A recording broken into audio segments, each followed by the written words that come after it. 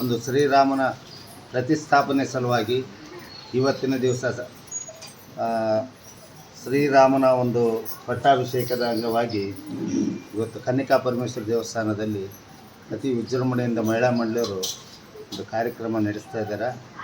ಅವರ ಕಾರ್ಯಕ್ರಮಕ್ಕೆ ಎಲ್ಲ ನಮ್ಮ ಸಮಾಜದ ಒಂದು ಬಾಂಧವರೆಲ್ಲರೂ ಸಹಕಾರ ಕೊಟ್ಟು ಯಾವುದೇ ಒಂದು ಸ್ವಲ್ಪ ಒಂದು ಹೆಚ್ಚು ಕಮ್ಮಿ ಆದ್ರೂ ಅವರೆಲ್ಲ ಒಂದು ಸುಧಾರಿಸಿಕೊಂಡು ಎಲ್ಲ ರೀತಿಯಲ್ಲಿ ಅವರು ಭಜನೆಗಳು ಆಗಿರ್ಬೋದು, ರಾಮನ ಒಂದು ಸ್ತೋತ್ರ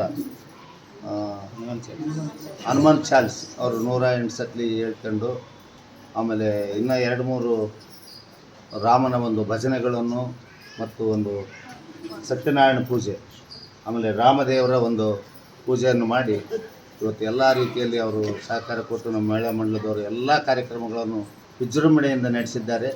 ಅವರಿಗೆ ವಂದನೆಗಳನ್ನು ಹೇಳ್ತಾ ಈ ಎಲ್ಲ ಕಾರ್ಯಕ್ರಮ ಇವತ್ತು ಈಗ ಲೈವ್ನಲ್ಲಿ ನೋಡಿದ್ವಿ.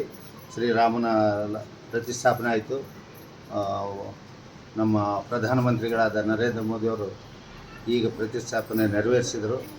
ಅವರಿಗೆ ಯಾಕಂದರೆ ಅವರು ಒಂದು ದೇವತಾ ಒಂದು ಮಾನವನ ರೂಪದಲ್ಲಿ ಈ ಒಂದು ಇಷ್ಟೆಲ್ಲ ಕೆಲಸಗಳಾಗಬೇಕಂದ್ರೆ ಆತನ ಒಂದು ರಾಮದೇವರ ಅನುಗ್ರಹ ಆಗಿದೆ. ಈ ಎಲ್ಲ ಕಾರ್ಯಕ್ರಮಗಳು ನಾವೆಲ್ಲರೂ ಹಿಂದೂಗಳು ಏನದೀವಿ ಆತಗೆಲ್ಲರಿಗೂ ಚಿರಋಣಿ ಅಂತ ಹೇಳ್ತಾ ಎಲ್ಲ ಕಾರ್ಯಕ್ರಮ ಮಾಡಿದ್ದಕ್ಕೆ ನಿಮಗೆಲ್ಲರಿಗೂ ಧನ್ಯವಾದಗಳು. 500 ವರ್ಷಗಳ ಭಾರತೀಯರ ಕನಸು ಎಂದು ನನಸಾಗುತ್ತಿನ ರಾಮದೇವರ ಮೂಲ ಸ್ಥಾನದಲ್ಲಿ ಅವರ ಪ್ರಾಣ ಪ್ರತಿಷ್ಠೆ ಆಗ್ತಾ ಇರೋದು ನಮ್ಮೆಲ್ಲರಿಗೂ ಹೆಮ್ಮೆಯ ವಿಷಯ. ಈ ಒಂದು ಕಾರ್ಯವನ್ನು 500 ವರ್ಷಗಳಿಂದ ಕಣ್ಣಿಟ್ಟು ಕಾಯ್ದ ಕ್ಷಣ ಇಂದು ನರೇಂದ್ರ ಮೋದಿಯವರಿಂದ ಆಗ್ತಾ ಇದೆ.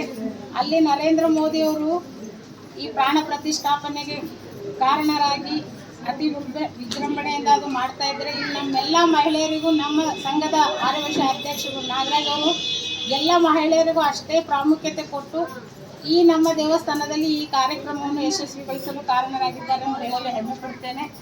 ಅದೇ ರೀತಿ ನಮ್ಮೆಲ್ಲ ಮಹಿಳಾ ಸಂಘದವರು 108 ಬಾರಿ ಹನುಮಾನ್ ಚಾಲೀಸ್ ಪಠನೆ ಮತ್ತು ರಾಮ ದೇವರ ಭಜನೆಯನ್ನು ಮುಂಜಾನೆ 8 ಗಂಟೆಯಿಂದ ಇಲ್ಲಿವರೆಗೂ ಮಾಡಿದ್ದೇವೆ ಮತ್ತು ಸತ್ಯನಾರಾಯಣ ಪೂಜೆಯನ್ನು ಹಮ್ಮಿಕೊಂಡಿದ್ದೇವೆ ಈ ಪ್ರಾಣ ಪ್ರತಿಷ್ಠಾಪನೆ ಅಂಗವಾಗಿ.